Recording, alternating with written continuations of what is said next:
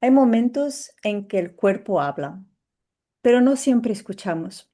Una molestia que ignoras, una sensación que no sabes explicar, un algo no está bien, pero decides dejarlo pasar, porque no es claro, porque no es urgente, porque la vida sigue, hasta que un día ya no puedes ignorarlo y es ahí donde todo cambia.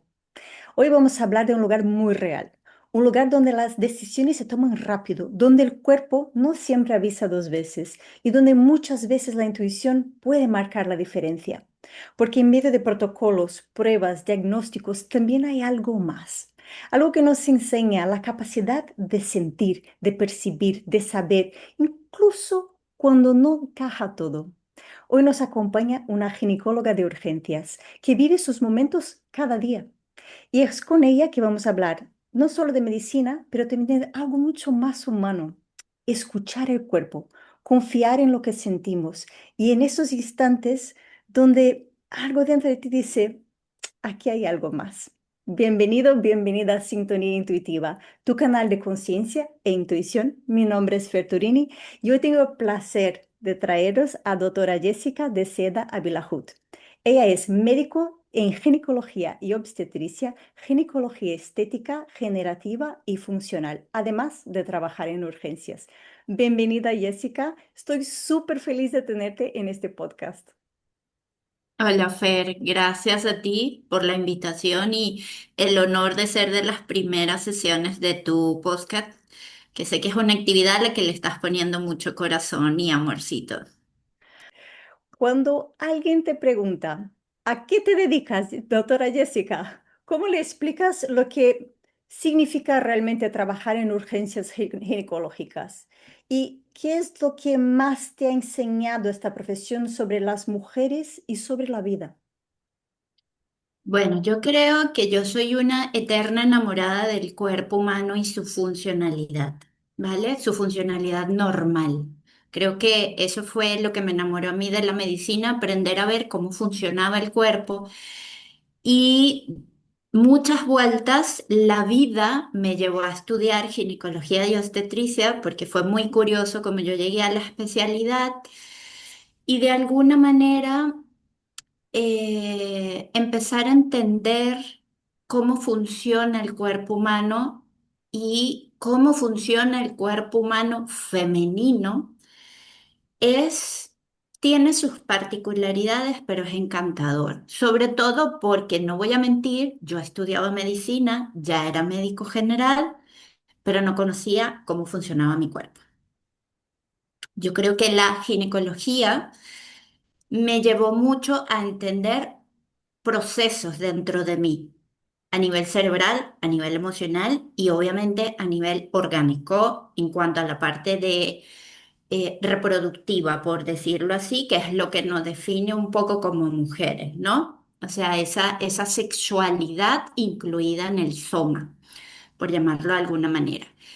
Y yo creo que tú acumulas experiencia, acumulas observación en casos, la forma en que reacciona un paciente, cómo se recuperan pacientes diferentes de la misma condición y eso genera en ti como tu experticia, tu curiosidad, empiezas a leer cosas, empiezas a sumar conocimiento y de alguna manera empiezas a entender que el ser humano no es solo cuerpo, que somos mucho más complejos y que la enfermedad o la condición patológica, que suena, estos términos a mí siempre me parecen un poco abrumadores, no es sino consecuencia de.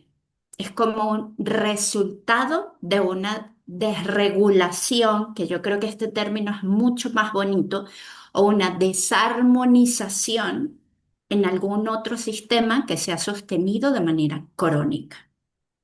Eso es lo que a mí me ha enseñado la medicina y la ginecología a lo largo de mi experiencia, ¿vale? Wow. Y en tu experiencia, ¿qué señales del cuerpo femenino crees que las mujeres tendemos a ignorar más? ¿Y por qué nos cuesta tanto escucharlas? Bueno, yo ahí entro un poco, yo creo que las mujeres estamos muy adoctrinadas en patrones, ¿ok? Y uno de esos patrones es irrespetar lo que necesitas en muchas ocasiones. Yo creo que de los síntomas principales que la mujer siente y que no se respeta es cansancio, dolor en general, dolor corporal, y a veces esa sensación de desregulación anímica o el humor, que cuando eso pasa en nosotros hay algo que está desarmonizado. Y estamos muy acostumbradas a cualquiera de las tres cosas sostenerlas en el tiempo, ¿vale? Yo creo que un poco la mujer se ha acostumbrado a funcionar a pesar de que algo ande mal, No, creo que más de por una, exigencias, perdón, creo que ¿Perdona? más de una ahí nos hemos identificado,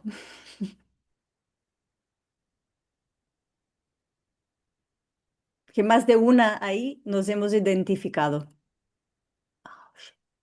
Es que yo creo que esta parte es fundamental. O sea, nosotras no paramos. Y habitualmente es por una autoexigencia que hemos desarrollado dentro, pero se copia desde afuera desde que somos muy pequeños. Entonces, a veces tú puedes estar en casa y sentir que tienes, por ejemplo, que descansar, que tumbarte un rato, pero no lo haces. ¿Por qué? Porque la loza hay que limpiarla, porque hay que poner la lavadora, porque viste el granito de arroz que se te cayó en la comida de ayer y entonces tienes que ir a recogerlo. O sea, ese tipo de cosas, aunque nosotros no lo creamos, se da en todos los aspectos de nuestra vida, como dicen los coaches, en todas las ruedas que componen de forma integral la vida, y entonces imagínate, es completamente desgastante. Totalmente. Y el cuerpo, para mí, o es lo que ha sido mi aprendizaje, el cuerpo femenino sobreestimulado se desregula. Para mí esto es una premisa y no porque sea débil, es un cuerpo sumamente fuerte, pero necesita calma, necesita espacios de silencio, necesita cuidados, necesita remanso de alguna manera, porque esa es la biología. La biología femenina está hecha para concebir, para crear, y no se crea necesariamente desde el agotamiento, desde el caos, desde la desarmonía.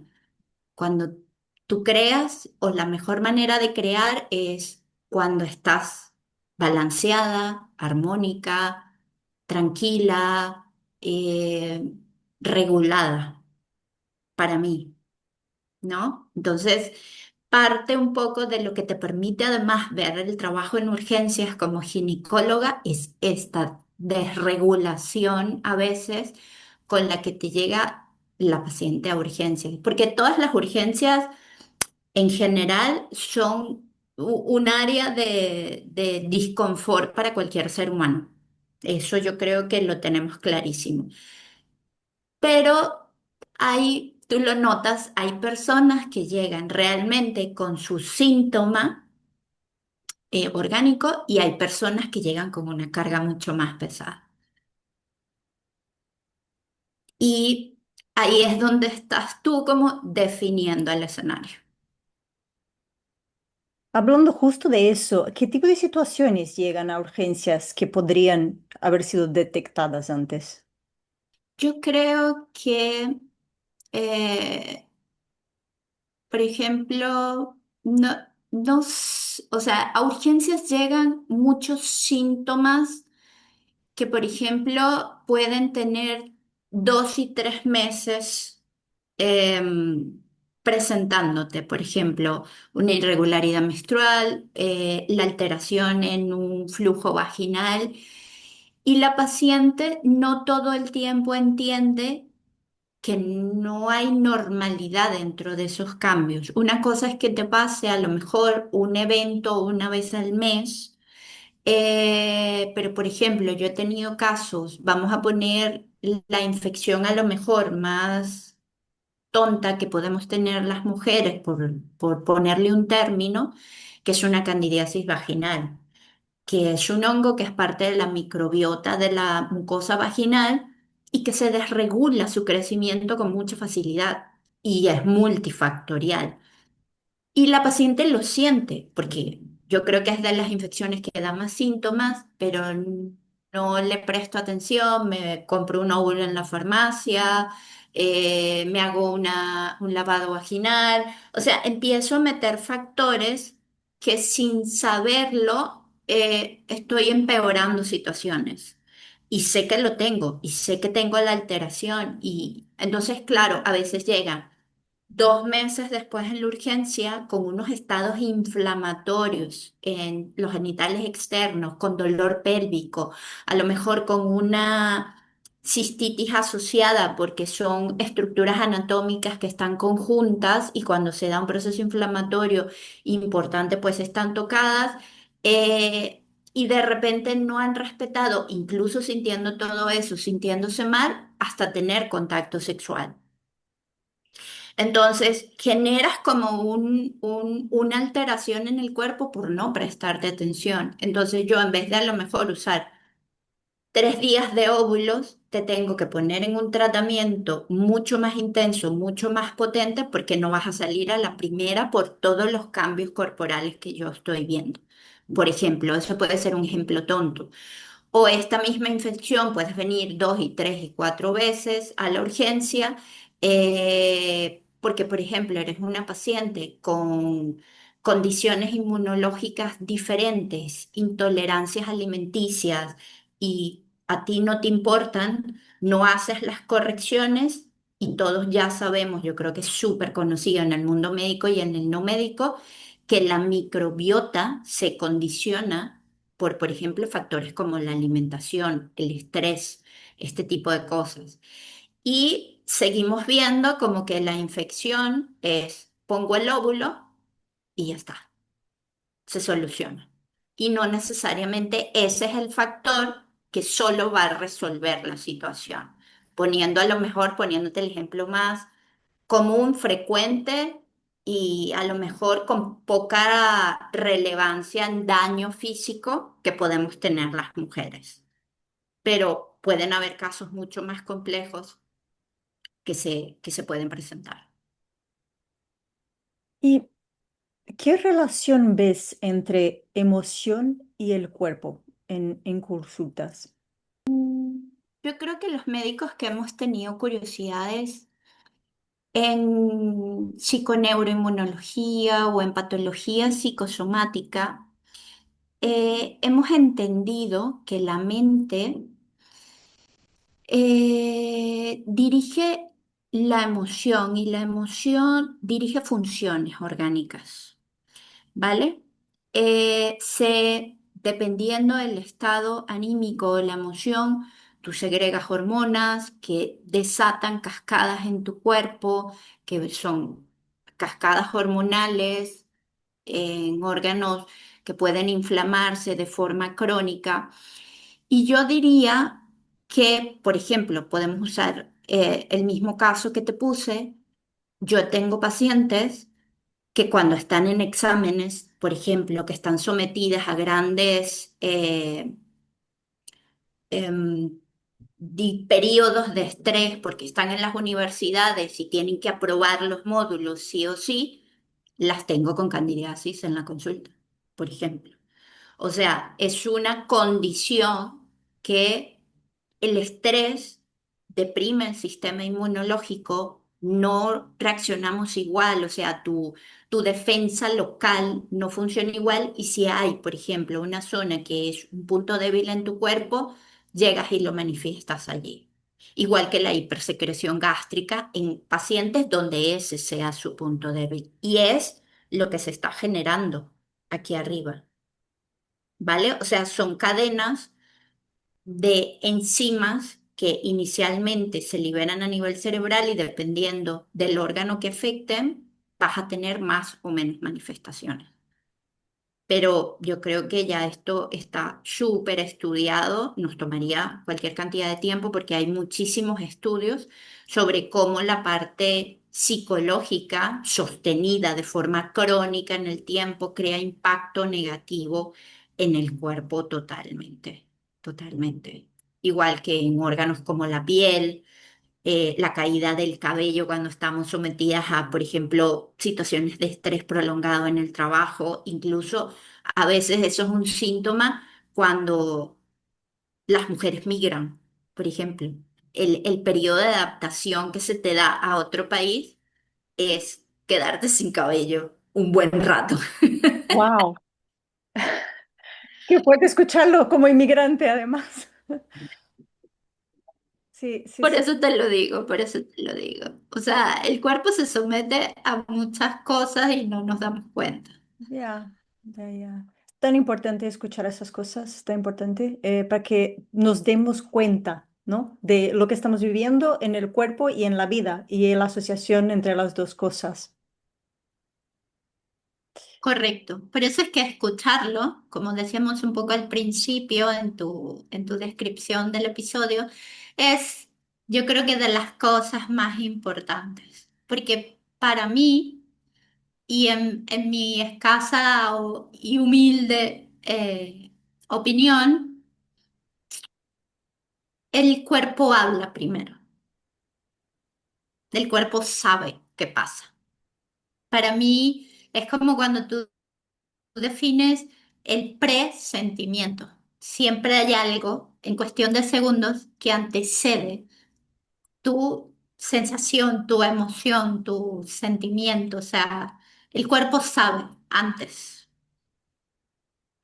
Vamos a entrar justo ahí. Me encanta que hayas dicho presentimiento.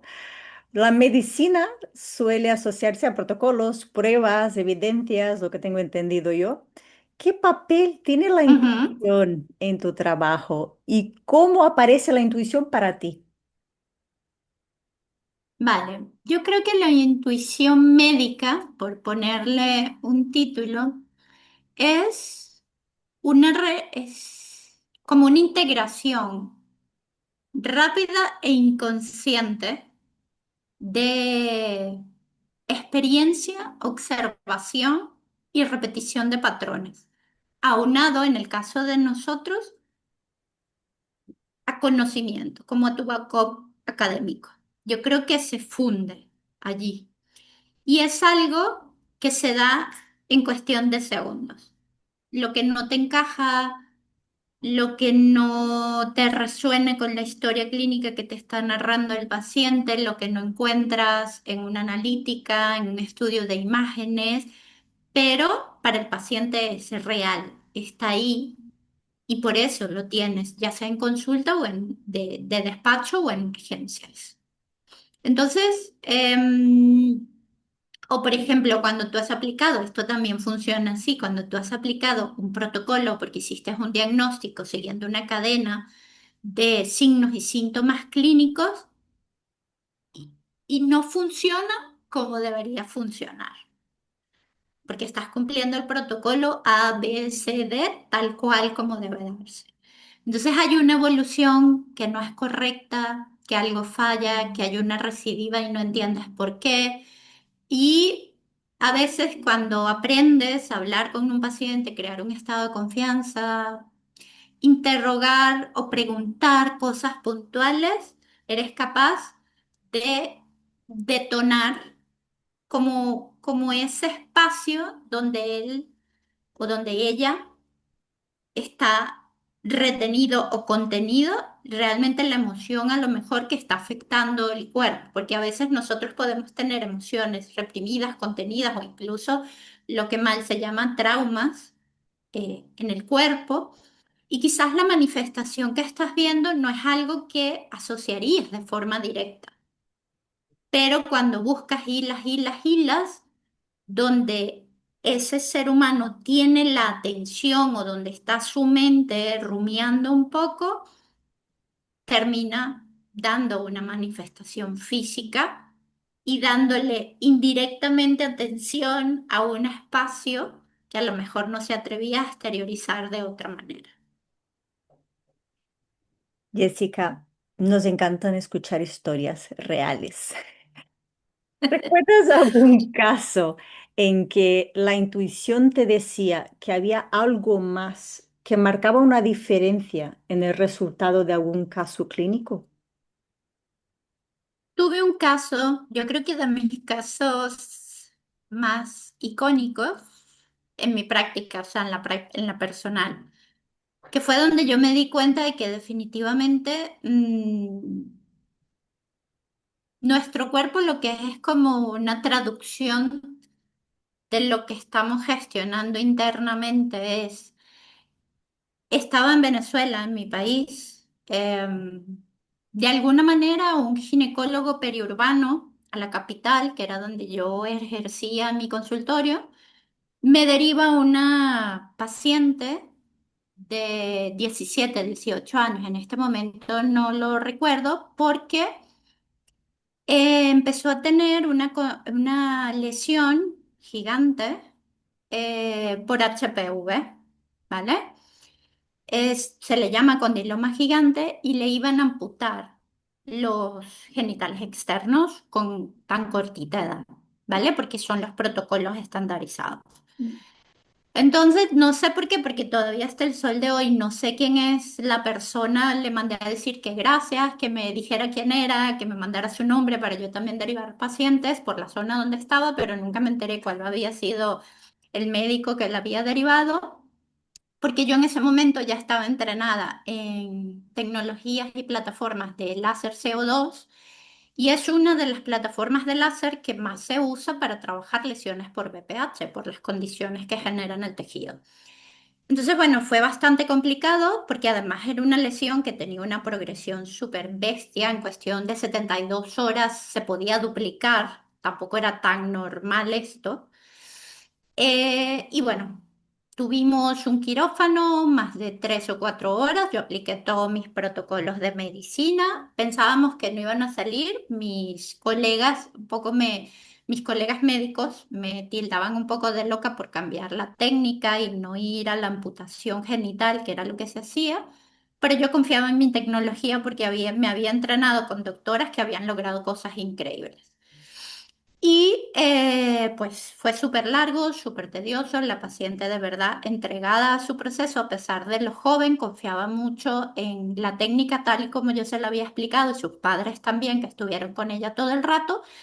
La recuperación fue buena, pero posterior a 3 meses de nosotros haber logrado quitar, sin amputarla, la lesión entera, bilateral en genitales, empezó a tener lesiones nuevamente después que yo cumplo todos los protocolos, esquema de vacunación de VPH, valoraciones con inmunología, todo.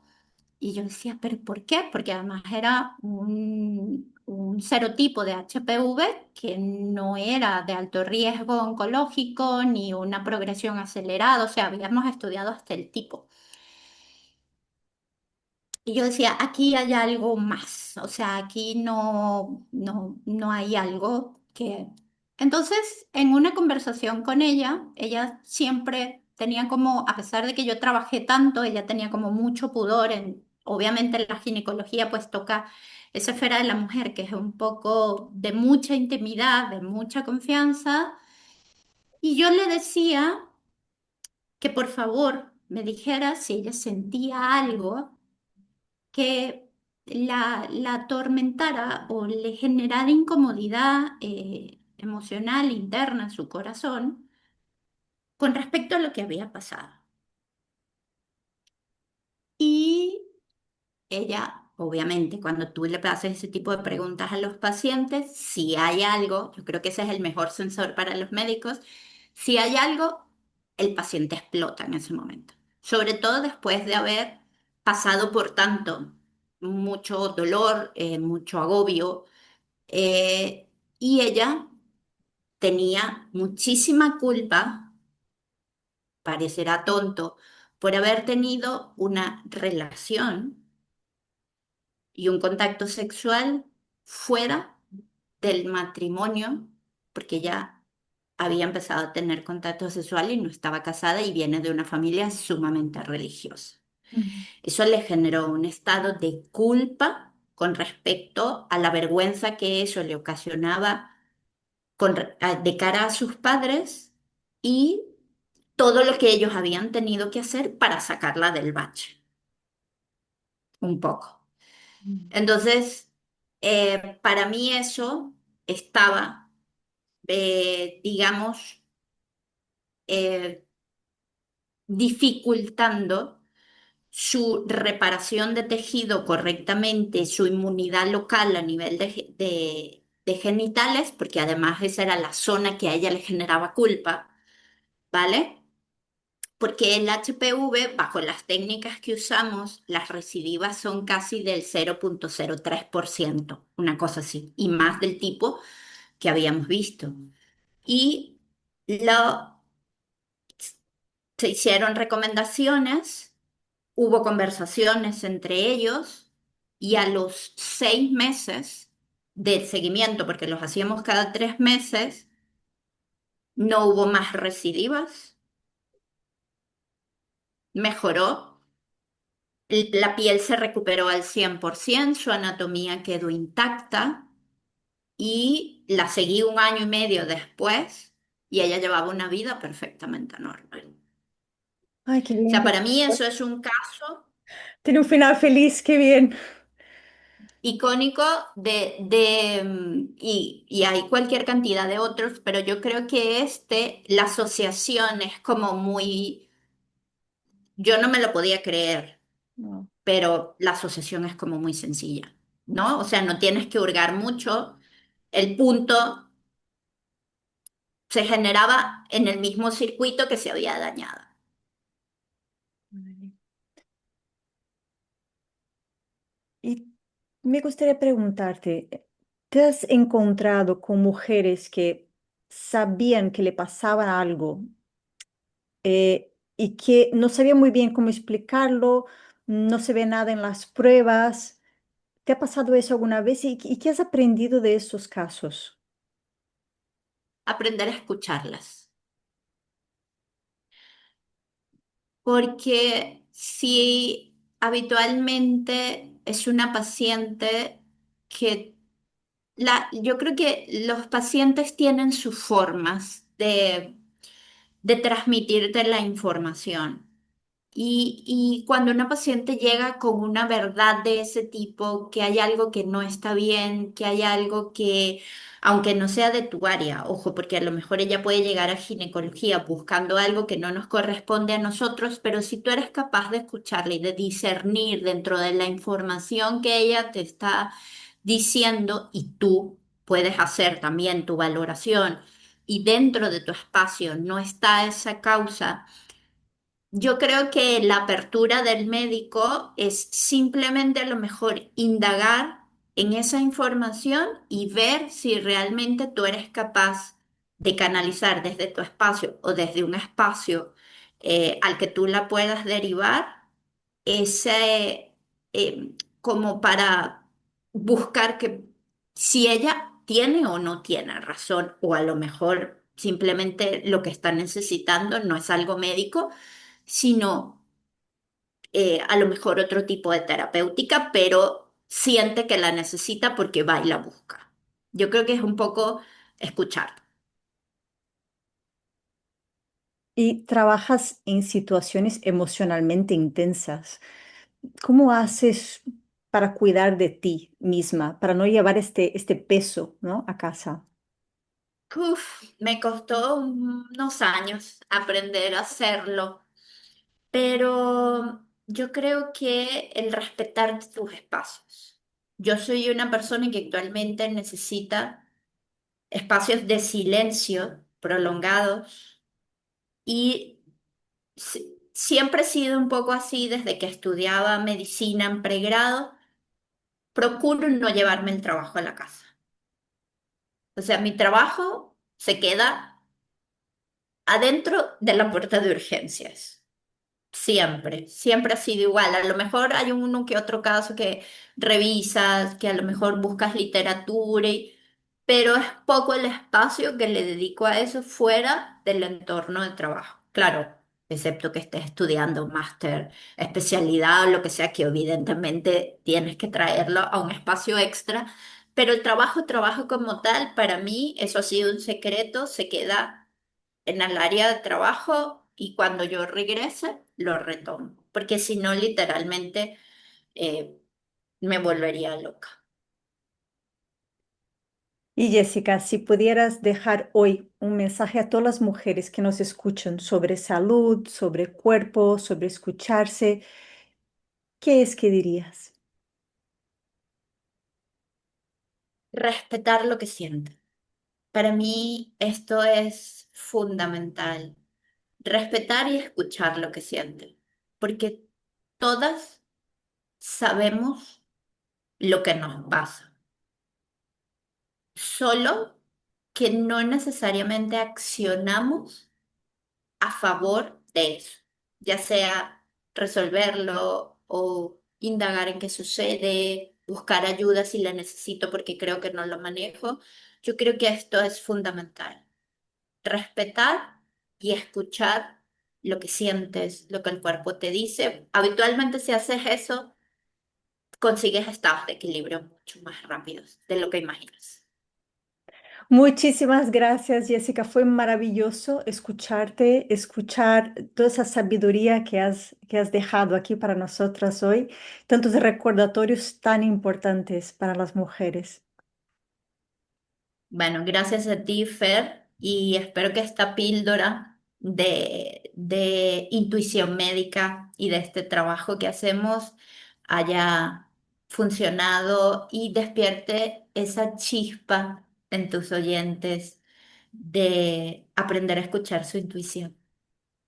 Y muchas gracias a ti que nos ha acompañado en este episodio. Espero que hayamos podido aportarte ideas interesantes, claridad y también si conoces a alguien que le vaya bien compartir esta información hoy, que quizá le puede ayudar, comparte, síguenos para apoyar nuestro proyecto y nos vemos en la próxima.